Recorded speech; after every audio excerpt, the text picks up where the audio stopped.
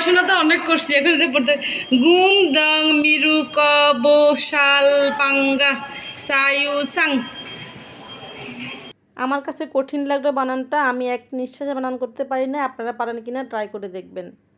কোথাও ঘুরতে গেলে যদি ওই স্থান সম্পর্কে পূর্ব থেকে প্রাথমিক ধারণায়, বিশেষ করে সময়সূচি সম্পর্কে ধারণা রাখা হয়, তাহলে অনেক সমস্যা থেকে মুক্তি মেলে। তো আমরা যেখানে ভুল করেছি যে আমরা কখন খুলে কখন বন্ধ হয় সেটা না জেনেই ঘুরতে গেলাম জাতীয় জাদুঘরে। রমজান মাস ছিল, বিকেল 3টায় গ্যালারি বন্ধ হয়ে যায়। আমরা ভেবেছিলাম 4টা পর্যন্ত খোলা থাকে, কিন্তু না।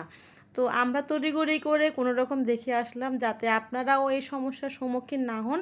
তাই আমি আপনাদের সাথে শেয়ার করতেছি সময়সূচি সম্পর্কে, কখন খুলে কখন বন্ধ থাকে এবং কখন টিকিট কিনবেন।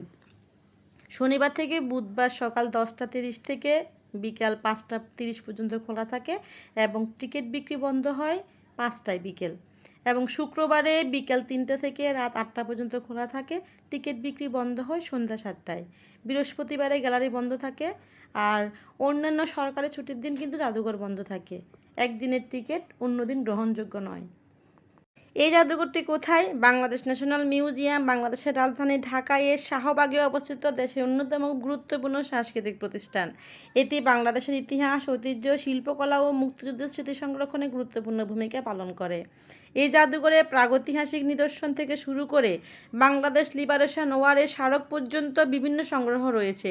এখানে প্রত্নতান্ত্রিক নিদর্শন, লোক সংস্কৃতি, নৃতান্ত্রিক উপকরণ, চিত্রকলা এবং ভাস্কর্য সহ নানা ধরনের উপকরণ, মূল্যবান সংগ্রহ এখানে সংরক্ষিত আছে।